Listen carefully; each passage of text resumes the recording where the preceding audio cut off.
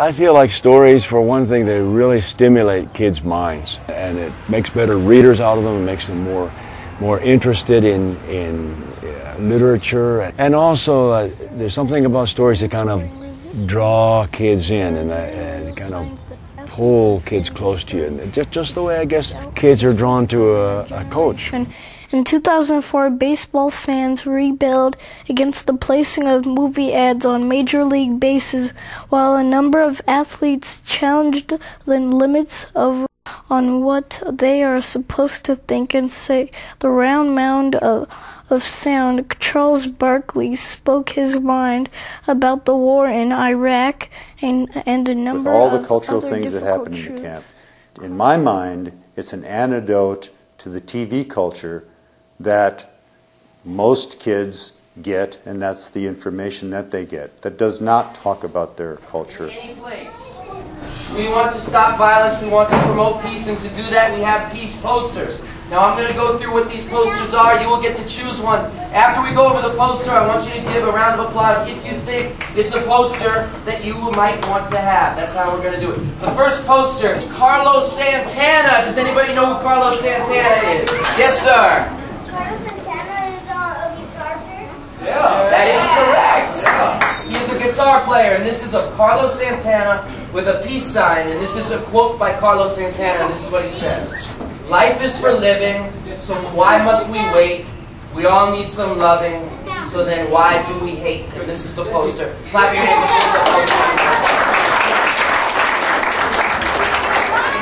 That is Carlos Santana. Next poster is of Roberto Clemente. Anybody know who that is? Roberto Clemente. Anybody know who Roberto Clemente is? This is a baseball player. All right, raise your hand on this one. Is he alive? Is he alive or is he not alive anymore? Now, yes, he played for the Pirates. Very good. And he died in a plane trying to bring food and medicine to people who were hurt by a hurricane. So he really did die a selfless death, and he died a hero to many people. Now, Roberto Clemente, this is his quote, and I'll show you this. He said, "Anytime you have an opportunity to make things better and you don't, then you are wasting your time on earth." And this is Roberto Clemente.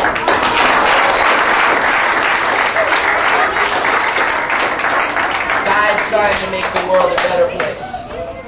Zyron is a tremendous sports writer. When he came down to basketball in the barrio, I think his mind was blown because he had been through basketball camps himself, and this was something that he had never seen, about how you could put together a camp that really would have a positive impact on people's lives, apart from teaching them the rudiments of playing basketball. I talked to one of the kids today, an incredible 10-year-old girl named Amber Avila. And what Amber said to me was, she said, I love basketball, but basketball is just a game, and it's not just about me and what I love. It's about something that can be here for all these kids. But she also has an understanding that, basketball is not the be-all, end-all of life. And I think that's very important for kids to understand, because let's face it, you're growing up in the barrio. A lot of times you're sold a bill of goods that the only way out is through pro sports. And kids have more of a chance of going to Vegas and being dealt a royal straight flush than being a professional millionaire athlete. The odds are just insane. And that doesn't mean kids shouldn't try, but it means that kids have to know that there are options.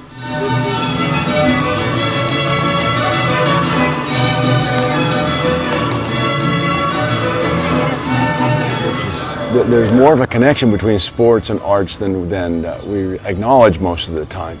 And I think a program like this really emphasizes that. But it's also a celebration of the city of El Paso, and especially a celebration of this neighborhood and this area, the richness of the culture in this part of the city of El Paso. It's amazing all the different ideas and presentations that they bring into this camp. Who knows what a wah-wah pedal is? This is the first wah-wah pedal ever. Who knows what an amplifier is? This is the first amplifier ever. This is a resonator. It's a gourd. See, anytime you put a hollow body around a vibration, if it's created either by your mouth or by a stick or by your hand or whatever, amplifies the sound. And this was the very first amplifier, see? So pretty soon, the guy here was making more noise. Now who knows what a woodwind is? Woodwind are things like saxophones, flutes, bassoon, oboe, all of those are woodwinds. So, you want to see one of the first woodwind instruments ever? It was just a big piece of bamboo, right? It's a bamboo, and I made it into a flute. Now, you know what I did? I planted this bamboo before you were born, 15 years ago. And I cut it down last year. David is a witness. I cut it down last year, and I made it into this flute, see? And this is the first, one of the very first woodwind instruments ever.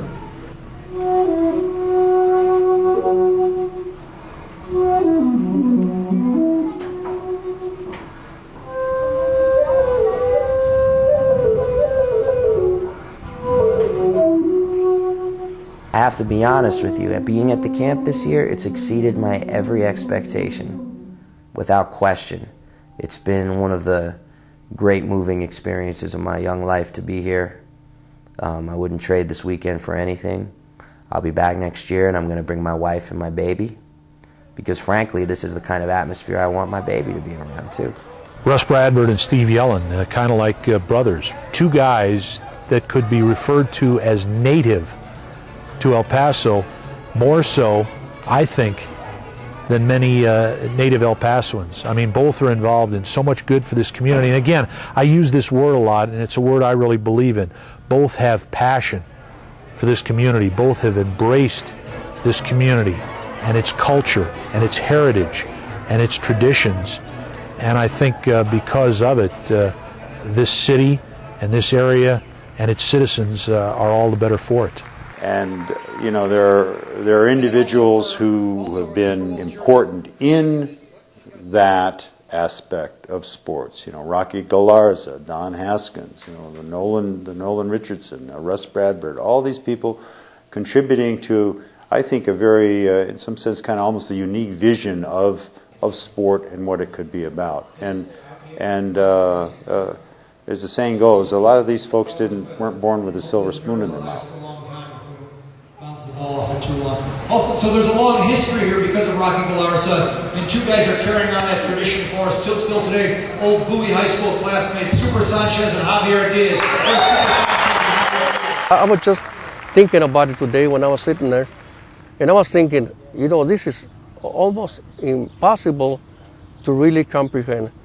I can see the hard work of all these volunteers and everybody willing to help, and I cannot even imagine, you know, why these people coming from way back in California just to help out. And we had several, some from Chicago, and you know, it's this type of people. They're going to make this thing probably one of the best camps in America. One of the traditions that we continue in the barrio here is to try and get newer or younger people to continue with the history of what has happened here, so it will not be forgotten. It's been a wonderful year for all of us to come back to see all the wonderful new generation that's going to make El Paso greater, because each one of these children here possess something that God's given them, and they've got to just tap into that. Over the years, the Basketball in the Barrio Camp has been a very special way to pay tribute to Rocky Galarza. And so I think that's one of the special things that Russ has done, not only for the city of El Paso, but more importantly, the Segundo Barrio community. Anyway, my commitment to you as the new mayor of El Paso starting on Tuesday morning is there will be no portion of the city that's left out, no portion that's neglected.